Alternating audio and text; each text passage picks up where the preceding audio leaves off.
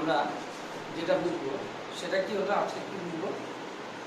আজকে সংস্কৃতের আমাদের সিলেবাসটা এর আগের দিন আলোচনা করেছি, সংস্কৃতের সিলেবাস, এবং সেই সিলেবাসে আমরা দেখতে পেয়েছিলাম যে আমাদের সিলেবাসে দুটো গল্প রয়েছে বা গদ্য রয়েছে।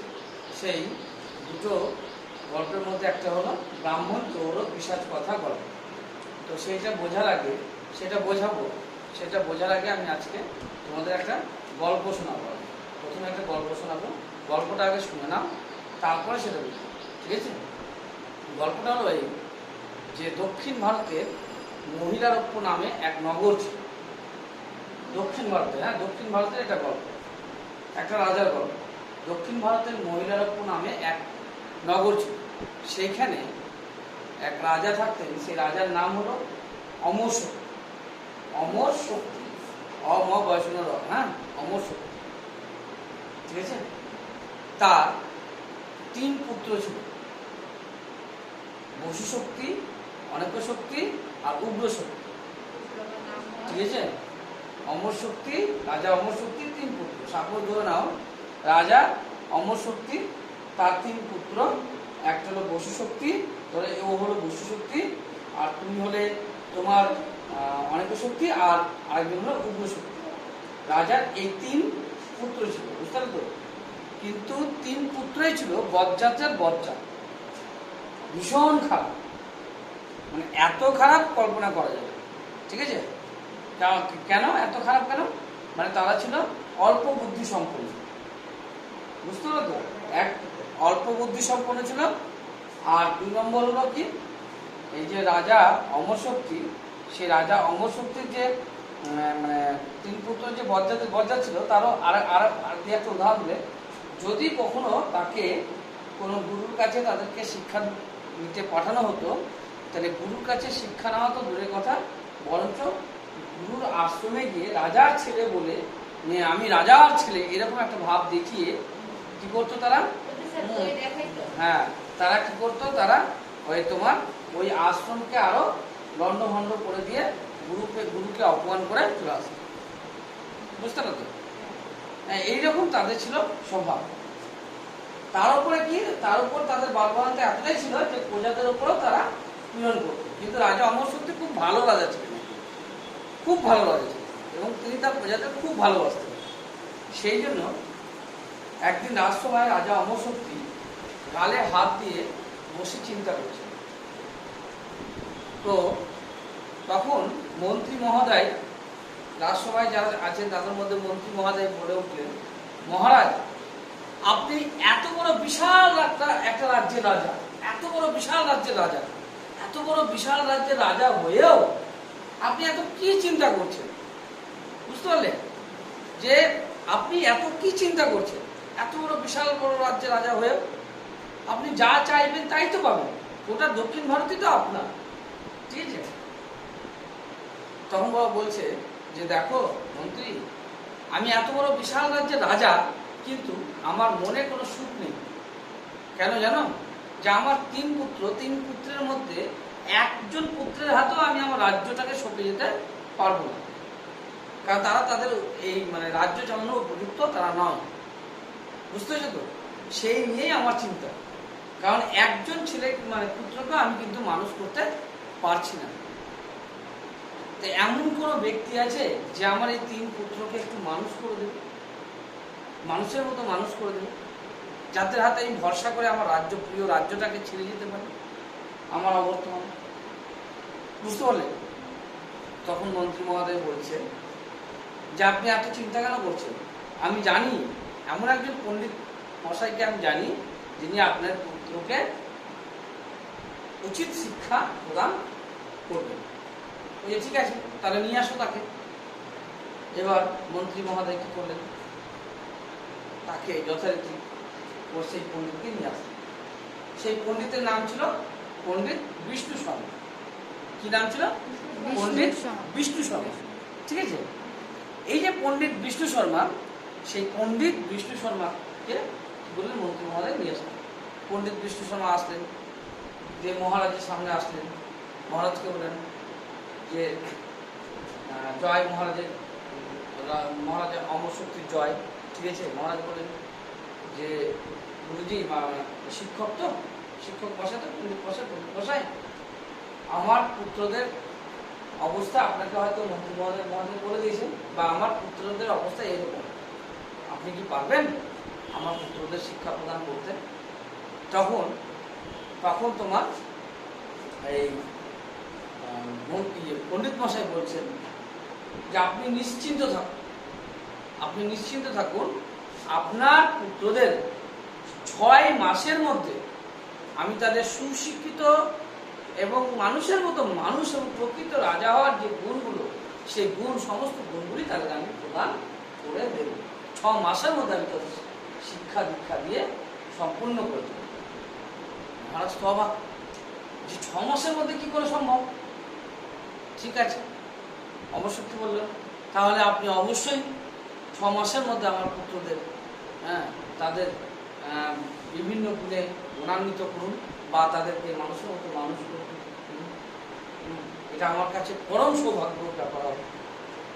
তখন মহারাজের অনুমতি নিয়ে সেই বিষ্ণু শর্মা কি করলেন, সেই শিক্ষক কি করলেন, সেই গুরু কি করলেন, রাজার 3 পুত্রকে নিয়ে আশ্রমে চলে গেলেন। দিয়ে রাজার 3 পুত্রকে আশ্রমে রাখলেন।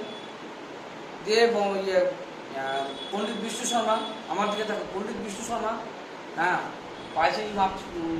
পায়চারি করছেন আর ভাবছেন যে কিভাবে এই যে রাজার 3 পুত্র, সেই পুত্রদের কিভাবে শিক্ষা প্রদান করা যায়, এইটা নিয়ে ভাবছেন। আর ওইদিকে কি,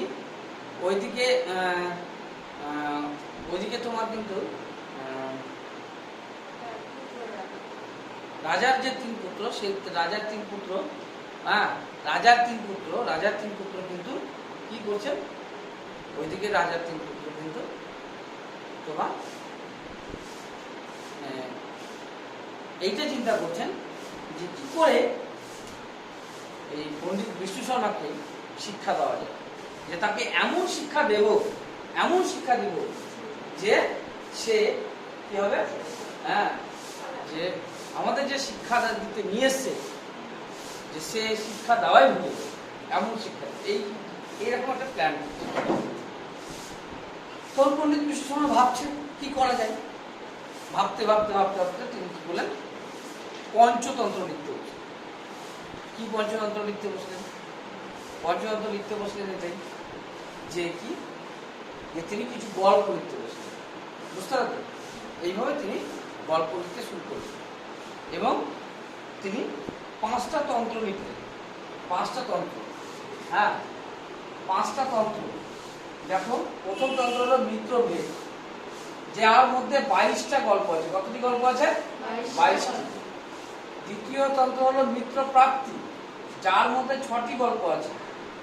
তৃতীয় তন্ত্র হলো কাকলুকিয়, যার মধ্যে 13টা গল্প আছে। চতুর্থ তন্ত্র হলো লব্ধ প্রনাশ, যার মধ্যে 17টা গল্প আছে। পঞ্চম তন্ত্র হলো অপরীক্ষিত কারক, যার মধ্যে 14টা গল্প আছে। টোটাল 72টা গল্প আছে। ঠিক আছে?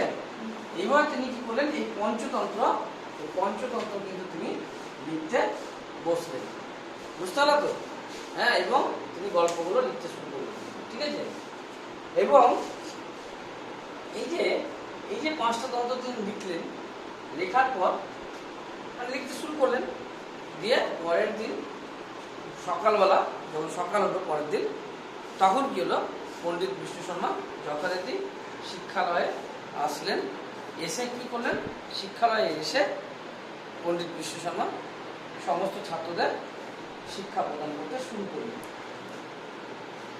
দেখো, একটা কথা বলি,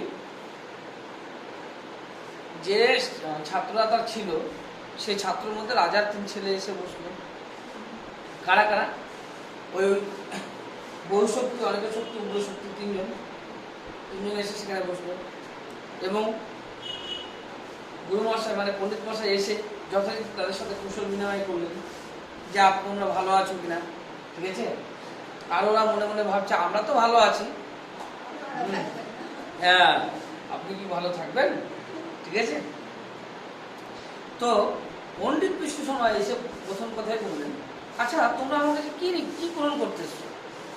তোমরা প্রথম দিন এসছো সাপোজ, আর আমি বলে উঠলাম যে আচ্ছা তোমরা আমার কাছে কি গ্রহণ করতে এসছো? বলে স্যার শিক্ষা নিতে এসছি। বলছে ওই শিক্ষা দীক্ষা আমি দিই না, বুঝলা, ওগুলো আমার দ্বারা হয়, ঠিক আছে? পণ্ডিত বিষ্ণু বলে ওই শিক্ষা দীক্ষা আমি দিই না। হ্যাঁ দেখো তোমাদের গার্জেন, তোমাদের যে পিতা মাতা আমার কাছে কিসের জন্য পাঠিয়েছে? বড় বড় মোটা মোটা বই পুঁথি এগুলো পড়ার জন্য, তো এইগুলো আমি দিই না, এগুলো ভালো লাগে না। হ্যাঁ আর এগুলো আমি জানিও না, ঠিক আছে? এগুলো আবার বলো না বাড়ি থেকে, ঠিক আছে? কী করবো বলতো, আমরা না বেদ ফেদ এত মোটা মোটা এত এগুলো করবো না। আমরা কী করবো, আমাদের যা ইচ্ছা আমরা তাই করবো। আমরা খেলাধুলা করবো, আমরা গল্প শুনবো, হ্যাঁ আমরা মানে আমাদের যা মনে আসবে তাই করবো। হাজার তিন পুত্র যেই দাঁড়া, এই গুরুকে কিছু করা যায় না। এই গুরু কি? এই গুরু হলো আমাদের ক্যাটাগরি, ঠিক আছে? অতএব এই এতদিন পর আমরা আসল গুরু পেয়েছি, ঠিক আছে? ওরা কিন্তু পণ্ডিত বিষ্ণু শর্মার কথা শুনে সেই মানে আনন্দ পেয়ে গেছে, বুঝতে পারতো? এইবার কি হলো, পণ্ডিত বিষ্ণু শর্মা কি করলেন বলছে, বুঝতে পারলে? এবার রাজার তিন পুত্র কিন্তু তারা কিন্তু ব্যাস, তারা কিন্তু বদমাসী বা তারা আর যা করবো ভেবেছিল সেগুলো করলো না, ঠিক আছে? এইবার পণ্ডিত বিষ্ণু শর্মা ঠিক করতেন, বলছেন ঠিক আছে তারা এক গল্প শোনা যাক, প্রতিদিন একটা করে গল্প শোনা যাক, একটা করে গল্প করবো, তারপর খেলাধুলা করবো, যা ইচ্ছা তাই করবো, তো গল্প শোনা যাক। তখন পণ্ডিত বিষ্ণু শর্মা কি করতেন, প্রতিদিন তাদেরকে একটা করে গল্প শোনাতেন, বুঝতে পারছি তো? একটা করে গল্প শোনাতেন, হ্যাঁ। আর যে গল্পের মধ্যে ছিল কি জানো, যে 72টা গল্প আছে, সেই গল্পের মধ্যে তুমি বেদ গীতা মানে এগুলোর যে জ্ঞান আছে সেই জ্ঞানগুলোই এখানে রয়েছে। কিন্তু গল্পগুলো কি, পঞ্চতন্ত্রের গল্পগুলো কত সুন্দর হয়, পশু পাখি নিয়ে গল্প কত সুন্দর হয়, ঠিক আছে? এবং গল্পগুলো কি, গল্পগুলো এতটাই তোমার রোমাঞ্চকর হয়, মানে এতটাই হাসির হয়, রোমাঞ্চকর হয়, এতটাই ভালো ভালো কিনা যে যখনই আমাদের পঞ্চতন্ত্র টিভিতে দেখতে বসতাম মানে চোখ আমরা এদিক থেকে ওদিক করতে পারতাম না, তাই কি না? আগেকার দিনে রবিবারে, না আগেকার দিনে না, মানে কিছুদিন আগে রবিবারে ইটিভিতে ইটিভি বলে টিভি ছিল, ওখানে পঞ্চতন্ত্র করতো। তোমরা দেখতে যে একজন পণ্ডিত আসলো, একজন বৃদ্ধ দাড়ি দাড়ি পাকা, চুল টুল বড়, হ্যাঁ, পণ্ডিত মশাই এসে বসলেন, সামনে কি ছাত্র আর প্রতিদিন চলে আজকে এই গল্প শুরু করবো, যে গল্প শুরু করতো, আর সেইটা আমাদের টিভি পর্দায় দেখা যাবে, তাই না? ওদের ওই দাড়ি ফাড়ি ওই পণ্ডিত বিষ্ণু শর্মা, উনি কে, মানে ওই বয়স্ক ব্যক্তি, উনি কিন্তু পণ্ডিত বিষ্ণু শর্মা। আর সামনে যে ছাত্ররা বসে তার মধ্যে কিন্তু তার রাজার 3 পুত্র ছিল, বুঝতে পারলেন? তো প্রতিদিন এসে পণ্ডিত বিষ্ণু শর্মা কি করতেন, একটার পর একটা গল্প শোনাতেন। আর গল্পগুলো কি ছিল, হাসি ছিল, হ্যাঁ, এবং রোমাঞ্চকর ছিল, এবং মানে গল্পগুলো এতটাই ভালো ছিল। আর গল্পগুলোতে কি হতো, মানে সমাজের যে বাস্তব জীবনের যে শিক্ষা, নীতি শিক্ষা সমস্ত কিছুর মধ্যে ছিল। অর্থাৎ পণ্ডিত বিষ্ণু শর্মা গল্পের ছলে ছেলে যে তাদেরকে শিক্ষা প্রদান করতো, এটা রাজারা বুঝতেই পারে, বুঝতে পারতো?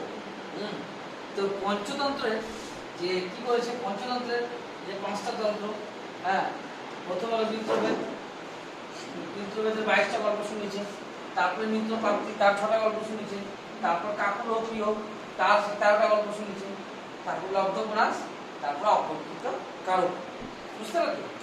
তা আমাদের যে পঞ্চতন্ত্র, সেই পঞ্চতন্ত্রের যে 3 নম্বর তন্ত্রটা রয়েছে, আমাদের পঞ্চতন্ত্রের যে 3 নম্বর তন্ত্রটা কা কো লু কিয়, এই যে 3 নম্বর তন্ত্রটা আছে, এই 3 নম্বর তন্ত্রের অষ্টম সংখ্যক, কত সংখ্যক? অষ্টম, হ্যাঁ,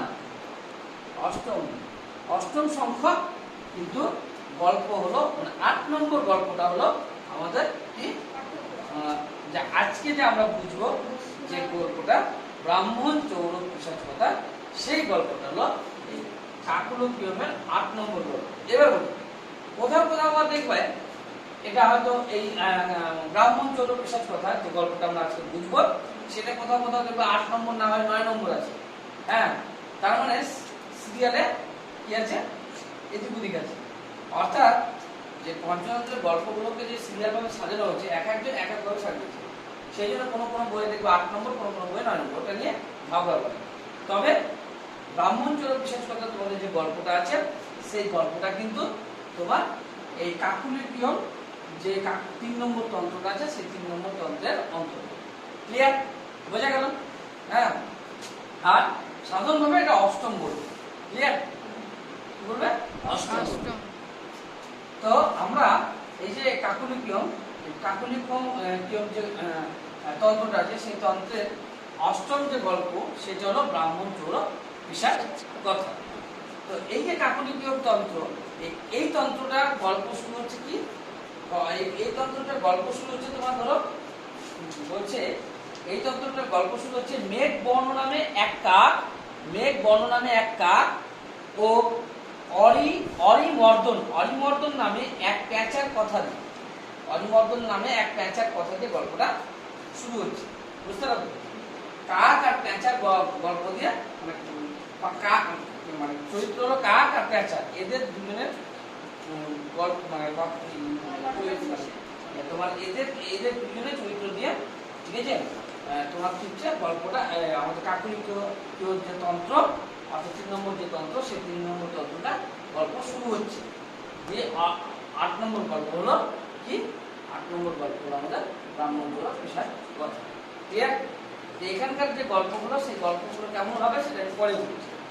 এইভাবে রাজা কি করতে, পণ্ডিত বিশ্বনাথ কি করলেন, 6 মাস ধরে একটার পর একটা গল্প তাদেরকে শুনিয়ে তারা এমন সুশিক্ষিত হলো, কারণ তার মধ্যে দিয়ে তো সে বেদের শিক্ষা দিয়েছে, তার মধ্যে দিয়ে তো গীতার শিক্ষা দিয়েছে, তার মধ্যে দিয়ে তো বিজ্ঞানের শিক্ষা দিয়েছে, তার মধ্যে দিয়ে বাস্তব জ্ঞানের শিক্ষা দিয়েছে, তার মধ্যে দিয়ে আক্ষরিক অর্থ শিক্ষা দিয়েছে, তার মধ্যে এই অন্তর্নিহিত অর্থ শিক্ষা দিয়েছে। সবকিছু বোঝার ওই গল্পের মধ্যে দিয়ে সমস্ত কিছু শিক্ষা কি করেছেন পণ্ডিত বিশ্বনাথ তাদের প্রদান করে গেছে। এবং 6 মাস পরে কিন্তু তারা পুরোপুরি একেবারে পরিবর্তন হয়ে গেছে। বোঝা গেল? হ্যাঁ, এইটা যে আমরা এতক্ষণ ধরে যে তোমাদের একটা গল্প শোনালাম, এইটা যে আজকে যে আমরা গল্পটা বোঝাবো, আমি যে গল্পটা বোঝাবো ব্রাহ্মণ চোর পিশাচ কথা, সেই গল্পের উৎস হলো এটা। অর্থাৎ যদি বলা হয় ব্রাহ্মণ চোর পিশাচ কথা যে গল্প, সেটা কে লিখেছে, তোমরা বলবে যে স্যার পণ্ডিত বিষ্ণু শর্মা। যদি বলা হয় ব্রাহ্মণ চোর পিশাচ কথা গল্প কোথা থেকে নেওয়া হয়েছে, তুমি বলবে স্যার পণ্ডিত বিষ্ণু শর্মা রচিত পঞ্চতন্ত্রের যে 3য় নম্বর যে তন্ত্রটা রয়েছে, 3য় নম্বর তন্ত্র, তার 8 নম্বর যে গল্প, সেইটা হলো কি 3য় নম্বর তন্ত্র কি কাকলিপিয়ম, তার 8 নম্বর গল্পটা হলো কি ব্রাহ্মণ চোর পিশাচ কথা। ঠিক আছে? তাহলে এটারও উৎস। আমি যদি উৎসটাকে তোমাদেরকে আমি জাস্ট গল্প শুরুর আগে জাস্ট 2 লাইনে বলে দিতাম, যেমন বই লেখা থাকে, বই যেমন লেখা আছে, ঠিক আছে, তাহলে তোমার কিন্তু উৎসটা মনে থাকতো না বা অসুবিধা হতো। কিন্তু এই যে উৎসটা এইভাবে যে ব্যাখ্যা করলাম, এখন আর তোমরা এর উৎস কোনোদিন ভুলবে না, বা এই লেখকের নাম কোনোদিন ভুলবে না। বুঝতে পারলে?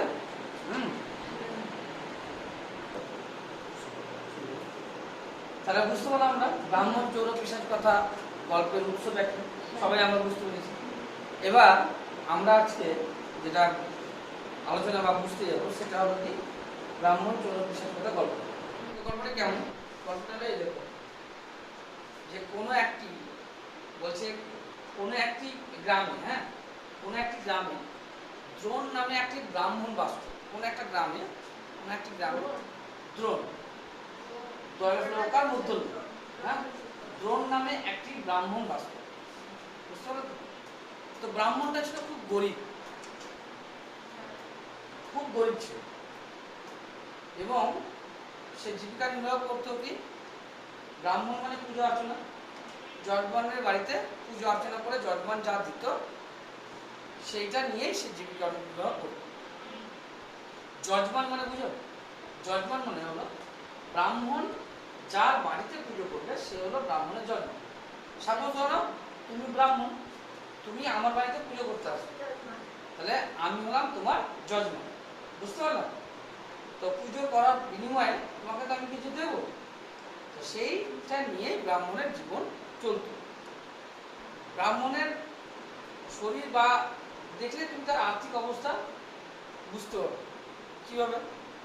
যে তার শরীর ছিল সিন, আর মুখে একগাল দাড়ি ছিল, ঠিক আছে? হ্যাঁ, বড় বড় দাড়ি। হ্যাঁ, মানে দাড়ি কাটারও তার কাছে পয়সা থাকতো না, বুঝতে পারছো তো? আর দেহ ছিল পাতলা। হ্যাঁ, মানে খাবার দাবার সেভাবে তো সবসময় যুক্ত না, বুঝতে পারো তো? আর গন্ধ দ্রব্য যে ব্যবহার করবে, সেন্ট, মানে আমরা যে সেন্ট পারফিউম, তো সেগুলো ব্যবহারের তো বালাই নেই, বুঝলে? তারপরে তার দারিদ্রতার নমুনা হিসেবে তুমি দেখতে চাও, গ্রীষ্ম, বর্ষা, ঠিক আছে, তোমার শীত, যে কোনো ঋতুতে, সব ঋতুতে সে একটাই পোশাক, মানে বেশি পোশাকও ছিল না, ঠিক আছে, প্লাস জীর্ণ, ছেঁড়া। কতটা কষ্ট করে তার জীবিকা নির্বাহ হতো বা জীবন চলতো, বুঝতে পারছো তো? কতটা গরিব ছিল সে। হ্যাঁ, তো একদিন এক জজমানের খুব দয়া হয় ব্রাহ্মণের প্রতি। দয়াবশত ব্রাহ্মণকে সে দুটো গোবৎস দান করে। গরুর বাচ্চা, গোবৎস মানে গরুর বাচ্চা, বুঝতে পারছো? যে ব্রাহ্মণকে গোবৎস দান করলে পুণ্য হয়, বলো তো, শুনি না আমরা হিন্দু শাস্ত্রে? তো গোবৎস দান করে, বুঝতে পারছো? ব্রাহ্মণ সেই গোবৎসকে খুব যত্ন করে লালন পালন করে। কেমন যত্ন করে? ব্রাহ্মণ পুজো করে যজমানের বাড়িতে যা কিছু পায়, সেগুলো নিয়ে সে বেশিরভাগই সেই গোবৎসটাকে খাওয়ায়, বুঝতে পারছো? নিজে না খেয়ে সে গোবৎসকে খাওয়ায়। প্রতিদিন সে গোবৎস দুটিকে মাঠে চড়াতে নিয়ে যায়, নিজে নিয়ে গিয়ে সে ঘাস খাওয়ায়, এবং সে মনে মনে আশা করে সেই গোবৎসটা যখন গরুতে পরিণত হবে, তখন যে দুধ দিবে, সেই দুধের যখন সে পাবে, তখন কি হবে? ব্রাহ্মণের যে অবস্থা, সেই অবস্থার পরিণতি ঘটবে। মানে অবস্থা, যে শোচনীয় অবস্থা, সেই শোচনীয় অবস্থা পরিণতি হবে, মানে সেই শোচনীয় অবস্থা কেটে সে ভালো অবস্থায় ফিরে আসবে, অর্থাৎ তার অবস্থার পরিবর্তন, বুঝলে তো? এটা সে ভাবে, সে করে। যাই হোক, ব্রাহ্মণ খুব যত্ন করে তার গরু বাচ্চা দুটো বা গোবৎস দুটোকে সে লালন পালন করে, এবং সেই গোবৎস একসময় আস্তে আস্তে হৃষ্টপুষ্ট হয়ে বড় হয়, বিশাল বড়, গৌতে পরিণত, এবং দারুণ দেখতে হয়, এবং হৃষ্টপুষ্ট হয়, মোটা সোটা, মানে একদম সেই নাদুস কুদুস, বুঝতে পারছি তো? তো একদিন গরু দুটোকে নিয়ে ব্রাহ্মণ মাঠ থেকে চড়িয়ে আসছে। হঠাৎ করে এক চোর তাকে দেখতে পায়, বুঝতে পারছো? হঠাৎ করে একটা চোর তাকে দেখতে পায়। হ্যাঁ, সেই গরু দুটোকে দেখে চোরের লোভ হয়, এত বড় জিভা ভাই। হ্যাঁ, সেভাবে যে এই গরু দুটোকে যদি আমি চুরি করতে পারি, তাহলে কয়েক মাস আমার নিশ্চিন্ত। সে সিদ্ধান্ত নেয় আজ সন্ধ্যাবেলায় সে ব্রাহ্মণের বাড়িতে গরু দুটি চুরি করতে। সেই জন্য সে সন্ধ্যাবেলায় কি করে? দড়ি নিয়ে সে চুরি করতে বেরিয়ে। কোথায় বেরিয়ে পড়ে? ব্রাহ্মণের বাড়ির উদ্দেশ্যে। পথ দিয়ে যেতে যেতে হঠাৎ করে সে তার দেখা হয়ে যায় এক পিশাচের সঙ্গে। হ্যাঁ, ভয়ঙ্কর দেখতে, বিশাল আকৃতি, ভয়ঙ্কর দেখতে, গর্বতা, করলের উপর কাঠকাটার যে করলগুলো হয় না, সেই করলের মতো দাম, লাল লাল দাম। হ্যাঁ, রক্তবর্ণ চক্ষু, চোখের কোনাগুলো রক্তবর্ণ, শিরাগুলো মনে হচ্ছে ফেটে বাইরে বেরিয়ে চলে আসবে। হ্যাঁ, কান, বড় বড় কান, লোম যুক্ত। হ্যাঁ, একেবারে ভয়ঙ্কর দেখতে। দেখে তো চোরের অবস্থা কাজ, ঠিক আছে? চোর তো কাঁপতে কাঁপতে কাঁপতে শুরু করে, দিয়ে কাঁপতে কাঁপতে চোর মানে বলে আওড়াতে আওড়াতে যে আপনি কে মশাই? হ্যাঁ, বুঝতে পারছি তো?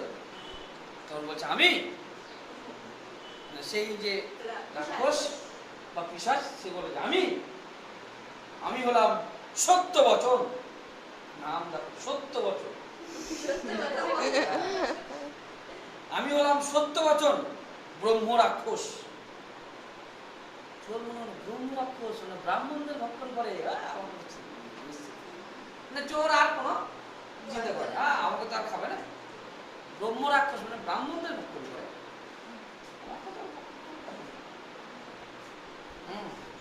তাহলে কি বললো? পরিচয় দিল। কে পরিচয় দিল? পিশাচ। পিশাচ পরিচয় দিল। তখন পিশাচ বলল তুমি কে? তখন চোর বলল আমি হলাম এক চোর, আমার নাম হলো কুরুকর্মা। হ্যাঁ, কুরুকর্মা। চোরের নাম হলো কুরুকর্মা। ঠিক আছে, কুরুকর্মা। ওই আমি এক ব্রাহ্মণের বাড়িতে যাচ্ছিলাম, হ্যাঁ, উনি তো গরু চুরি করে। তখন সেই পিশাচ ব্রহ্মরাক্ষস অর্থাৎ সত্যবচন বলে যে তুমি ব্রাহ্মণের বাড়ি গিয়েছিলে, তো ভালোই হলো, আমিও তো একটা ব্রাহ্মণ খুঁজছি ভক্ষণ করার জন্য। আমি ষষ্ঠ প্রহরে আমি ভক্ষণ করি। ষষ্ঠ প্রহর মানে হ্যাঁ ষষ্ঠান্ন কালে আমি ভক্ষণ করি। ষষ্ঠান্ন কালে খাই আমি। ষষ্ঠান্ন কাল মানে 2.5 দিন পার করার পর তৃতীয় দিনের ষষ্ঠ প্রহরে খাই। তৃতীয় দিনের চলে গেছে, 2.5 দিন চলে গেল, আজকে 12টা বেজে গেল, 2.5 দিন চলে গেল, 12টার পর থেকে ষষ্ঠ প্রহর, তৃতীয় ষষ্ঠান্ন কাল, তৃতীয় দিনের যে ষষ্ঠ প্রহর, সেই সময় আমি খাই। 2.5 দিন ধরে অভুক্ত থাকি খাওয়ার জন্য। বুঝতে পারতো? তাহলে আমি আজকে ব্রাহ্মণ ভক্ষণ করি, তো ভালোই হলো। তা আমিও ব্রাহ্মণ খুঁজছিলাম ভক্ষণ করার জন্য। তো চলো দুজনে একসঙ্গেই যাই। তুমি গরু চুরি করবে, আমি ব্রাহ্মণ খাবো, হ্যাঁ, ব্যাস শেষ। ঠিক আছে, গিয়ে তারা দেখে যে ব্রাহ্মণ এখনো ঘুমোয়। হ্যাঁ, ব্রাহ্মণ এখনো ঘুমায়। তুমি চিন্তা করে কতজন আলোচনা করে, এখন তো যাওয়া যাবে না, ব্রাহ্মণ তো ঘুমাই, তাহলে একটু আড়াল করে এখানে থাকা যাবে। ব্রাহ্মণ ঘুমিয়ে নিই, তারপরে যাবে, তারপর বুঝতে পারতো? এইবার কি হয়, ব্রাহ্মণ খাওয়া দাওয়া করে আলোটাকে একটু ঘুমিয়ে পড়ার পরেই কি হয়, পিশাচ কি হয়, ব্রাহ্মণকে খেতে যাওয়ার জন্য এগিয়ে যায়। তখন বলছে, চোর বলছে, এটা তো আপনি কি করছেন মশাই, দাঁড়ান। বলছে কেন? ব্রাহ্মণকে খেতে যাচ্ছি। বলছে ব্রাহ্মণকে খেতে যাচ্ছে মানে আপনি যদি ব্রাহ্মণকে খেতে গিয়ে কোনো কারণে ব্রাহ্মণ জেগে যায়, তাহলে তো আমার গরু চুরি করা হবে না, পণ্য হয়ে যাবে। তাহলে আমি আগে গরু চুরি করি, তারপরে আপনি ব্রাহ্মণকে ভক্ষণ করুন। পিশাচ বলছে যে তুমি যদি গরু চুরি করতে যাই, গরুর হাম্মা করে আর সেই গরুর চিৎকারে যদি ব্রাহ্মণের ঘুম ভেঙে যায়, তাহলে তো আমি আর ব্রাহ্মণ ভক্ষণ করতে পারবো না। না, আগে আমি ব্রাহ্মণ ভক্ষণ করবো, তারপর তুমি করবে। চোর বলে না, আমি গরু চুরি করবো, তারপর তুমি ব্রাহ্মণ ভক্ষণ করবে। এই নিয়ে দুইজনের মধ্যে সেই দ্বন্দ্ব হয়ে যায়। এমন দ্বন্দ্ব বাধ্য যে দ্বন্দ্বে মানে তাদের ঝগড়াতে কি হলো, ব্রাহ্মণের ঘুমটা গেল, ব্রাহ্মণ ধরপড় করে বুঝলে তো, উঠে লণ্ঠনের আলোটাকে নিয়ে বাইরে আসে। যখন চোর বলে ওঠে, ওহে ব্রাহ্মণ, জানো জানো এই যে পিশাচটা তোমাকে ভক্ষণ করতেছে। তখন পিশাচ বলছে, বাহ রে, তুমি মনে সাধু। ঠিক আছে, বলছে ওহে ব্রাহ্মণ, জানো এই যে এই চোরটা তোমাকে খেতে এই চোরটা তোমার গরু দুটো চুরি করতে এসছে। তখন ব্রাহ্মণ বলছে, বাহ কি প্ল্যান, একজন গরু চুরি করতেছে আর একজন আবার খেতে এসছে।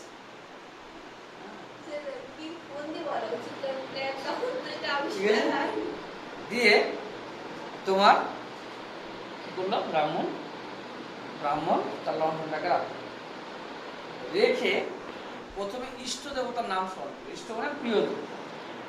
আমরা বিপদে আপদে পড়লে যার নাম আমরা স্মরণ করি, যাকে আমরা স্মরণ করি, কেউ বাবা লোকনাথ, কেউ হয়তো বিষ্ণু, কেউ নারায়ণ, নারায়ণ বিষ্ণু, কেউ হয়তো শিব, এক একজন এক একজনের, কেউ হয়তো আল্লাহ। যার যেটা ইষ্ট দেবতা সে তার ইষ্ট দেবতাকে কি করে স্মরণ করে। ব্রাহ্মণ যখন ইষ্ট দেবতাকে স্মরণ করলো, সঙ্গে সঙ্গে ব্রহ্ম রাক্ষস সেখান থেকে উঠা হয়ে গেল। হলো ব্রহ্ম রাক্ষসের পাট চুড়ে গেল। তারপরে কি করলো, এত বড় একটা লাঠি বের চোরকে সেই মারতে মারতে মারতে মারতে সেখান থেকে মারবে। যে ব্রাহ্মণ চোর যে পিশাচ কথা গল্পটা আমাদের এখানে শেষ হলো। তাহলে তোমাদের কাছে আমার প্রশ্ন, এই যে ব্রাহ্মণ চোর পিশাচ কথা গল্পটা শুনলে এখান থেকে তোমরা কি শিক্ষা পাও? এটা আমার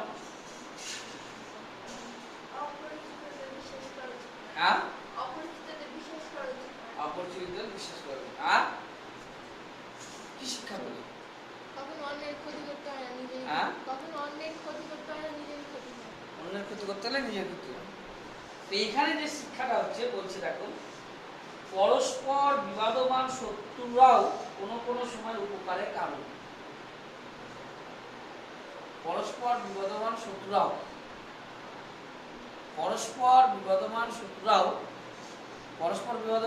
বলতে চোর ব্রাহ্মণের শত্রু, আবার পিশাচ ব্রাহ্মণের শত্রু, দুজনেই ব্রাহ্মণের শত্রু। ঠিক আছে, আমি ধরো ব্রাহ্মণ, এর মধ্যে একজন চোর আর একজন পিশাচ।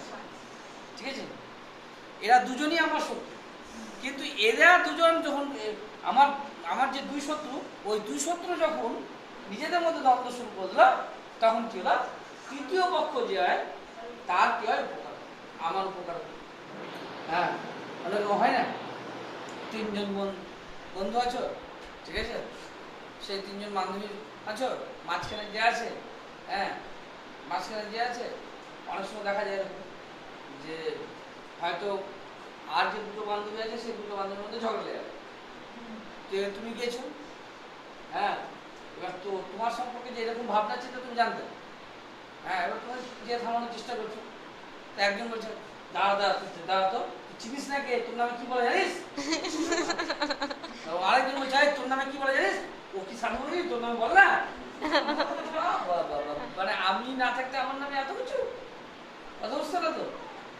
তাহলে কি হয়, এরকম যদি দুটো শত্রু একে অপরের সঙ্গে দ্বন্দ্বে লিপ্ত হয়ে যায়, তাহলে তৃতীয় পক্ষ যে থাকে তার কি হয়, যেমন ব্রাহ্মণের হলো। তাছাড়াও আর একটা কি মনে রাখবে, হ্যাঁ, এখান থেকে আর কি শিক্ষা পাই? আর একটা খুব ইম্পর্টেন্ট একটা উপদেশ হলো কি, যদি কখনোই স্বার্থের কারণে কোনো বন্ধুত্ব তৈরি হয়, তাহলে সেই বন্ধুত্ব কোনোদিন লাভদায়ক হতে পারে না, সেই বন্ধুত্ব কোনোদিন ভালো হতে পারে, বরঞ্চ ক্ষতি করে। কারণ যে পক্ষের স্বার্থের আঘাত লাগবে সেই পক্ষে কি হবে, ভয়ানক শত্রুতে পরিণত। বুঝতে পারছো? ধরুন অনেক সময় হয় না যে আমার স্বার্থের কারণে আমি ওর সঙ্গে মিশলাম, মনে ভাবলাম যে ওর সঙ্গে মিশলে আমার এই স্বার্থটা লাভ হবে, এটা লাভ হবে। ও মনে হলো যে আমি যদি ওর সঙ্গে মিশি তাহলে আমার এটা লাভ হবে। এবার একে অপরের সঙ্গে আমরা স্বার্থের কারণে মিশলাম, আর এই স্বার্থের কারণে মেশার জন্য কি হলো, কি বলতো, যখনই কোনো কারণবশত, হ্যাঁ, স্বার্থের কারণে যদি কোনো বন্ধুত্ব হয় বা কোনো কিছু হয়, কোনো সম্পর্ক তৈরি হয়, স্বার্থ যদি মনে মনে স্বার্থ থাকে, আর সেই স্বার্থের কারণে যদি বন্ধুত্ব বা কোনো সম্পর্ক তৈরি হয়, তাহলে যখনই কোনো কারণই স্বার্থ, মানে দুই পক্ষের মধ্যে কোনো একজনের কোনো একটা পক্ষের যদি স্বার্থের একটুও স্বার্থে ঘা লাগে বা স্বার্থে আঘাত লাগে, তাহলে সঙ্গে সঙ্গে সেই ব্যক্তি কি হয়, শত্রুতে পরিণত হয়। সেই জন্য স্বার্থশূন্য বন্ধুত্ব হওয়া খুব দরকার। বন্ধুত্বের মধ্যে যাতে কোনো স্বার্থ না, তবেই কি হবে, সেটা তোমার চিরদিন থাকবে। বুঝতে পারছো? এই যে ব্রাহ্মণ চোর বিশ্বাস কথা তোমরা যে গল্পটা বুঝলে আছে, এবং তোমাদের বলেছিলাম যে সংস্কৃত কিন্তু খুব সহজ এবং খুব ভালো লাগে। কীভাবে দেখো, যে আমি যদি তোমাদের যে একটা কোশ্চেন করি তাহলে বুঝতে পারবো। যেমন প্রথম যে কোশ্চেনটা করছে দেখো, এমসিকিউ কোশ্চেন, ব্রাহ্মণ চৌর কৃষাত্মতা গল্পের উৎস কি? দেখো, পঞ্চতন্ত্রের লব্ধ পুনাস্তন্ত্র, পঞ্চতন্ত্রের মৃত্যুভেদতন্ত্র, পঞ্চতন্ত্রের কাকলিকীয় তন্ত্র, পঞ্চতন্ত্রের অপরিচিত কাকলিকীয় তন্ত্র। বুঝতে পারলো? নেক্সট 2014 সালে এসেছে দেখো, পঞ্চতন্ত্রের রচয়িতা কি? শ্রীহর্ষ, নারায়ণ শর্মা, অরুণ শর্মা না বিষ্ণু শর্মা। এরকম প্রকৃতির কোশ্চেন বা লাইন তুলে একটা কোশ্চেন করলো, দিয়ে বললো যে এই উক্তিটি কে করেছে? হ্যাঁ, আমি সত্য বচন, বলছে অহং সত্য বচন, উক্তিটি কে করেছে? তখন তুমি বলতে পারবে যে ব্রহ্মরাক্ষস বা কৃষ্ণ। বুঝতে পারছি? এরকম টাইপ কঠিন